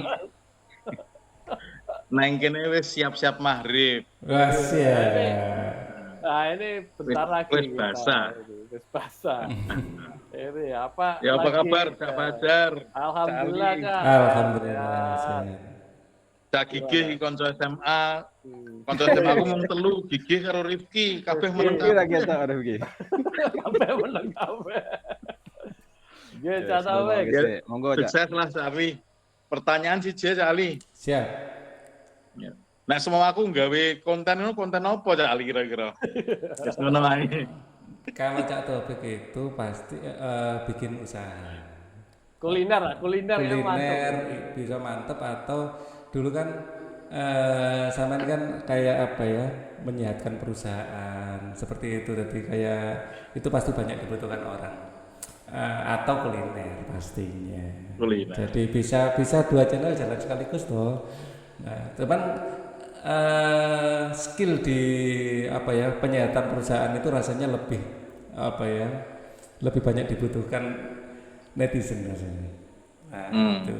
Apalagi punya banyak kolega-kolega, teman-teman yang bisa diajak untuk ini ya, untuk diskusi. Nah, setiap diskusi itu Aku pernah Cali ya. ngikutin satu apa sih video ya di YouTube ya. Ya. Habis itu selesai video itu karena gini, video murotal gitulah ya. Ya. Lah tak tinggal turu. Tak tinggal turu, begitu tangi kok ternyata ada video ini Cali yang sama sekali tidak ada, menurutku gak ono nilainya yo. Iku apa kayak bengkel apa ya, kayak workshop gitu. Ya. Untuk pemotongan kayu. Jadi mau kegiatan wong tukang-tukang motongi kayu grak. Gak ono musiknya, gak ono apa nih, cuma suaranya ngono tok. Iku Betul. gunanya gue apa ya? Memang gini loh, Cak Taufik. Jadi kita Tapi videonya banyak aja. Iya. Videonya banyak. Jadi gini loh, kadang-kadang kita itu Itu apa sih saja nih? enggak, konten yang kita bikin Ya walaupun kita itu kelihatannya remeh, tapi ada penikmatnya sendiri. Jadi coba sampean ketik suara air hujan, itu jutaan viewernya. Jadi orang yang nggak bisa tidur itu sambil tidur sambil mendengarkan suara gemericik air, suara kodok kung atau suara, banyak orang yang mengakses video-video seperti itu. Jadi apapun konten yang kita bayangkan ada itu ada. Aku itu kemarin kan gara-gara pandemi ya, pingin potong rambut sendiri, cari tutorialnya ada. Pingin bersihkan AC sendiri, cari tutorialnya ada. Kemarin kan aku pindah ke kampung sekarang. Ya, di Surabaya kan aku pakai PLN itu kan yang pasca bayar loh. Begitu harus prabayar itu ya apa caranya itu ke token. Langsung ada juga banyak yang bikin konten tentang bagaimana cara beli token di Shopee, bagaimana cara beli token di BCA, dan itu viewernya banyak. Bagaimana cara nyalakan kompor itu ada.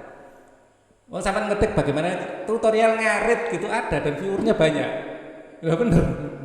Jadi apapun pertanyaan yang muncul di benak kita ketikkan di YouTube itu mungkin 90% itu ada yang sudah ada yang bikin kontennya. Ya kabar buruknya kadang-kadang orang nggak melihat potensi itu.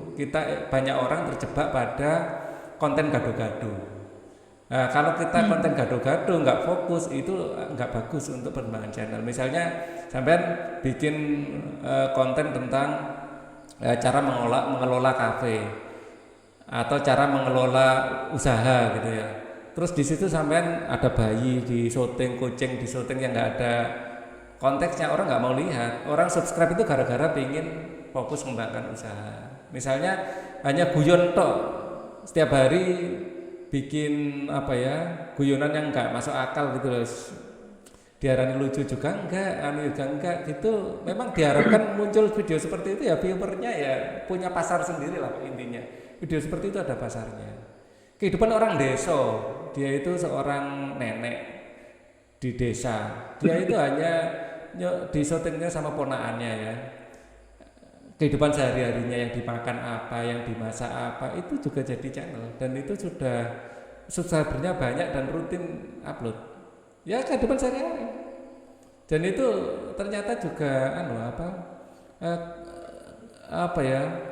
saya kira dulu itu hanya booming sekejap saja, enggak, konsisten viewernya juga.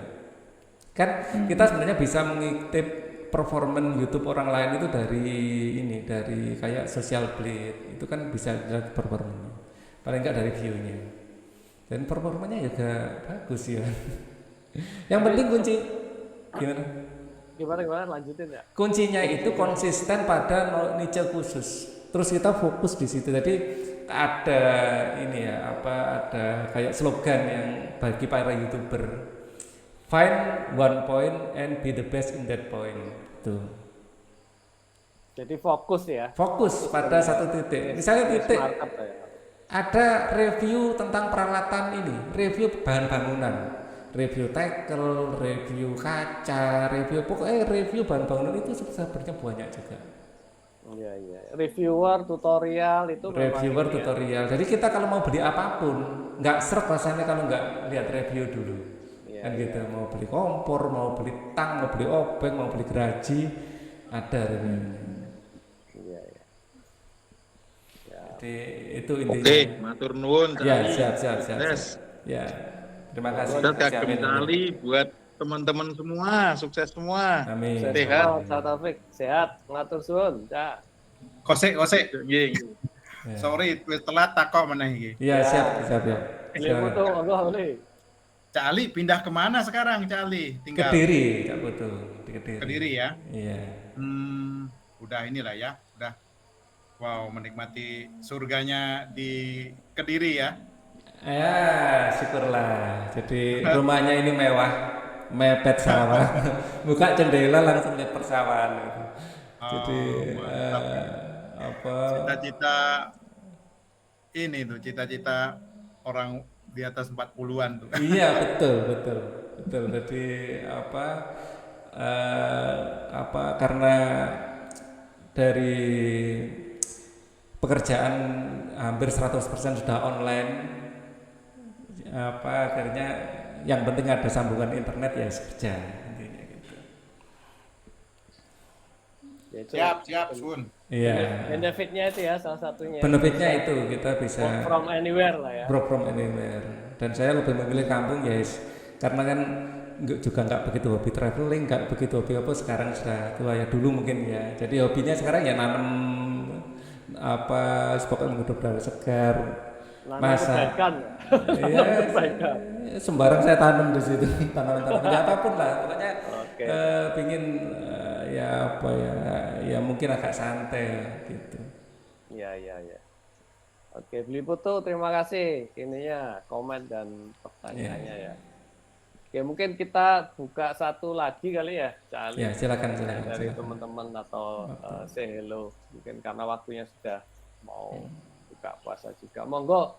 Sebenarnya saya berharap yang dari pendidikan, yang dari kampus saya siap kalau diajak misalnya, kalau ada di sana ada jurusan-jurusan yang berhubungan konten kreator, siap untuk support lah kalau diminta untuk Nanti offline-nya kita itu diskusi. Iya. Oke. Monggo Cak Kardian, Cak Agus Wibawa, Cak Edi, Cak Andi, Cak Joko, Cak DJ. Satu lagi silahkan monggo sebelum kita tutup sama-sama nih. Yeah.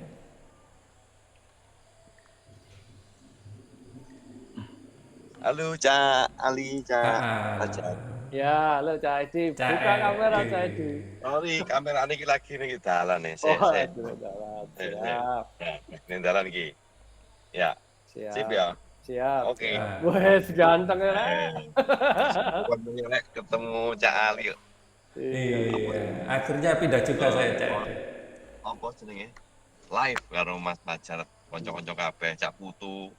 Semua Cak Taufik, Cak Gigi, Cak Anton. Wah, wakeh Mak Aksan. Pak Ali, Cak Ali, sorry. Ini saya nggak nanya, cuma belum sempat mampir ke Pari kemarin ngobrol-ngobrol pas lagi bangun sampean sibuk Kok kabari alamatnya di mana nanti? Siap. Menunjuk sama Cak Fajar. Siap. Ya, soalnya lebaran deh. Saya mau nanya, kalau yang tadi konten kreator ya, misalkan nih, kemarin diskusi sama Cak Fajar itu bagaimana kita men-set up satu kayak usaha atau apa gitu kan, mana itu bisa saling terkonek, kalau bisa ya close loop gitu kan. Nah, bagaimana kalau itu dibuat konten kreatornya yang bisa dimonetize sekali? Mungkin itu aja ya. Mungkin itu Cak Fajar, mungkin nanti kita follow up sambil ngopi-ngopi ya. Ya, siap. Sorry, Waalaikumsalam. Oh, Beli Putu kenapa Beli? Tadi kok ini Cak Edi? Tak pikir ki mau Jenderal Muldoko, ternyata Cak Edi. Masya Allah. Nanti tanggal 3 ada rencana ketemuan loh di Malang kita ini. Ada beberapa teman yang kebetulan di Malang nih. Siap. Boleh nanti didiskusikan tadi lanjutannya. Ya. Kayaknya saya nggak bisa join ya. Kalau bisa join kita bikin event ini seperti ini juga online, Pak. Iya. Sebenarnya ide bagus loh.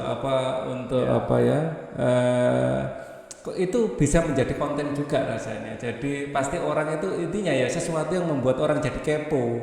Itu bisa jadi konten misalnya. Mungkin orang kan kepo tau. Ini yang dimaksud usaha close loop itu seperti apa.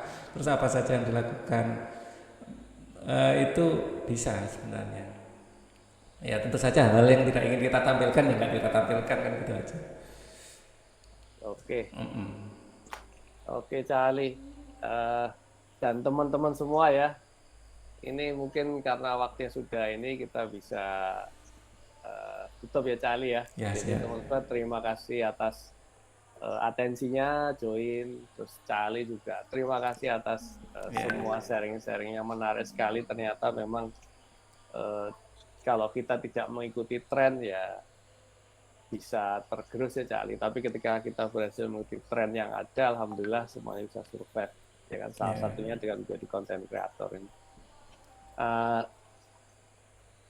Buat teman-teman semua mungkin konten Cak Ali kan Inside Chamber ya Cak Ali ya, akan lebih cocok buat anak-anak kita, saudara-saudara kita, mungkin bisa kita bantu untuk info ke anak-anak kita. Jangan lupa ya subscribe di channelnya Cak Ali nih, Inside Chamber ya Cak Ali. Betul. IG-nya apa Cak Ali? Inside Chamber juga. IG-nya sama. Teman-teman yang mungkin belum subscribe atau anaknya atau saudara yang masih sekolah, boleh silakan diarahkan untuk subscribe. Karena saya lihat juga materinya cocok banget memang buat edukasi pendidikan. Dan jangan monggo Cali. Dan bisa request pembahasan. Request materi juga. Bisa. Spesial untuk teman-teman. Ya. Dan juga jangan lupa subscribe juga di IG-nya MKRio. Nanti YouTube-nya akan kita info ya teman-teman. MKRio ini mungkin teman-teman tadi yang terlambat bergabung itu sebenarnya kita inisiasi. Jadi saya bareng Cak Joko, Cak Trijoko Rubianto dan satu teman saya juga yang kebetulan dia ekspert psikologi membuat semacam forum atau ekosistem ya yang terkait mengenai pengembangan sumber daya manusia yang nanti kita mencoba kalau seperti yang saya dibilang tadi meng-close loop-kan ya, mengkonekkan dengan semua stakeholder mulai dari semua talenta kemudian user ya, dari sini adalah perusahaan, kemudian juga nanti lembaga pengembangan diri atau kompetensi skill, hard skill, soft skill, dan juga coach atau mentor ya, expertise seperti teman-teman yang ada di sini, termasuk hari ini kan saya menggandeng Cali ya, mungkin nanti berikutnya saya yakin nih satu-satu pasti saya izin undang nanti untuk bisa jadi narasumber ya untuk membagikan ilmunya ke teman-teman semua, karena salah satu visi kita itu pengen memberikan ya semua talenta itu kesempatan yang terbaik sesuai dengan siapa diri mereka. Jadi tagline kita itu apapun peran Anda akan mendapatkan kesempatan yang terbaik bersama MKRio. Jadi sebagai tutupnya jangan lupa subscribe IG-nya MKRio, LinkedIn-nya dan channelnya YouTube. Oke. Terima kasih semua atas atensinya. Semoga kita semua sehat-sehat selalu. Amin. Jangan lupa sehat.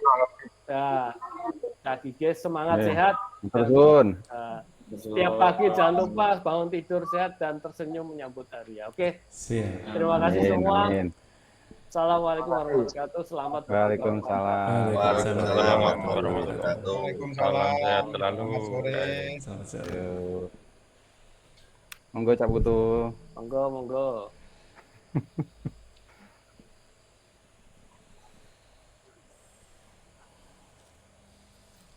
Silakan.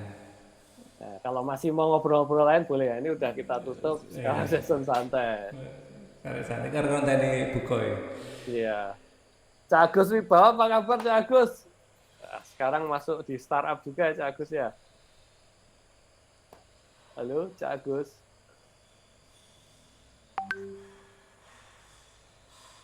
Cak Agus Wibawa. Halo. Oke, mungkin lagi jalan ya. Beli foto kapan mudik beli? Saya tanggal 28. 28. Itu sudah mulai kan 28. Operasi ketupat dimulai itu. Oh gitu ya? Iya. 27 belum. Jadi 27. Tapi nanti tanggal berapa ya? Tanggal 30 mau ke Malang. Ikut memenuhi Pulau Jawa, ngajak inilah. Suasana Lebaran kan cuma di Jawa, suasana di Bali kan nggak ada suasana Lebaran. Betul. Jadi tak ajak anak ke sana. Ke Malang ya. Begini, sorry, kan beberapa temen itu anaknya sudah ada masuk ya. Ini berkenaan dengan Cak Ali juga ya, masuk atau di universitas lah. Iya. Bisa nggak kita bahas tuh trik-triknya gimana anaknya gitu ya, ngajarin anaknya apakah les, terus lesnya apa, itu bisa dini nggak? Apakah oke untuk kita obrolin di sini? Bisa aja. Nanti kita carikan narasumber yang ini juga yang memang bisa menambahkan informasinya. Ya Cali ya, pertemuan berikutnya kita berdua itu ya. Iya, nanti hostnya ada dua. Saya perlu itu. Anak saya mau naik kelas 3 soalnya. Itu usulan, tapi kalaupun tidak juga nggak apa-apa. Tapi yang jelas Kalau sudah kelas 3 harus subscribe Inside Chamber kelihatannya. Siap. Bapaknya udah, anaknya belum nih. Bisa request. Pokoknya kalau yang request bapaknya melok cawe-cawe langsung tak kayak video ini insya Allah. Itu sebenarnya ini beli foto. Jadi kebetulan kalau saya coba jelasin ulang M-Karyo itu juga sebenarnya salah satu concernnya di situ. Jadi di kami ini nanti target audiensnya itu pertama adalah sebenarnya lebih utama ke anak-anak sekolah juga. Jadi anak-anak yang baru masuk SMA. Karena di situ biasanya mereka bimbang kan menentukan spesialisnya mereka itu apa, siapa mereka ya kan. Akhirnya yang ada kan ikut-ikut temennya, temennya sukanya. Kalau sekarang nih kan sekarang udah nggak, nanti tahun depan nggak ada. Sekarang kan IPA IPS kan itu ya. Wah temennya IPA ikut IPA, temennya IPS ikut IPS. Padahal mereka sebenarnya kan punya profil masing-masing ya kan. Loh, tetap ada sebenarnya. Nanti ikut-ikut ngambil mata pelajaran apa. Nah, maksudnya itu nanti kita coba membantu mengarahkan mereka untuk memahami siapa diri mereka dan sebenarnya saat ini apa sih yang menjadi preferensi mereka gitu. Sehingga mereka nanti ngambil pendidikannya itu tetap sesuai dengan nanti ke depannya mereka seperti apa. Itu terus yang kedua audiensnya adalah anak yang mau kuliah. Nah, kan sama kayak sekarang anak saya mau kuliah bingung. Milih ini jurusannya yang dipilih bisa 10. Nah, di situ kan perlu kita arahkan juga sebenarnya. Jadi seperti yang Beli Putu bilang tadi kan bagaimana mengarahkan anak. Itu masuk sebenarnya nanti materinya. Sekarang urgensinya sebenarnya lebih besar lagi. Sejak kelas 1 SMA, kelas 10 itu ya. Sudah harus punya bayangan mau kuliah di mana karena berhubungan dengan mata pelajaran apa yang akan diambil. Jadi urgensinya lebih besar sekarang. Kalau dulu kan ngambil paket, nah sekarang nggak bisa ngambil paket, ngambil template. Nah bikin template-nya ini yang pasti akan melibatkan orang tua, guru dan banyak apa ya informasi. Untuk bimbingan lah. Bimbingan pasti. Seperti itu, Bli. Cocok. Nanti kita coba pikirkan. Ya. Semoga nanti habis Lebaran lah kita bisa eksekusi itu ya. Oke. Apa namanya? Ada teman-teman sih yang sudah ada sukses story juga ya, ingin dengar mungkin seperti apa ininya gitu ya. Cak Ali juga kan lebih ini juga, atau teman-teman yang lain ya ingin ini. Digilir aja. Dibahas itu ya. Pasti semua orang itu ada hal pengalamannya unik, pengalaman unik yang bisa digali pasti ada. Seperti itu, Bli. Thank you ini ya inputannya ya, Bli ya. Nanti kita coba itu kemas seperti itu. Ini sudah mau maghrib katanya ini. Iya. 10 menit lagi. Masih 30 menit lagi sini. Oh, ini Surabaya lebih timur daripada yang barat. Itu Cak Taufik pasti udah atas di sana. Iya, bentar lagi. Bentar lagi. Iya kan. Aku mau diri dulu. Terima kasih. Monggo, ayo kita mau diri dulu semuanya. Terima kasih. Ya, kapan-kapan kita kontak lagi. Ya, selamat berbuka puasa teman-teman. Terima kasih. Terima kasih.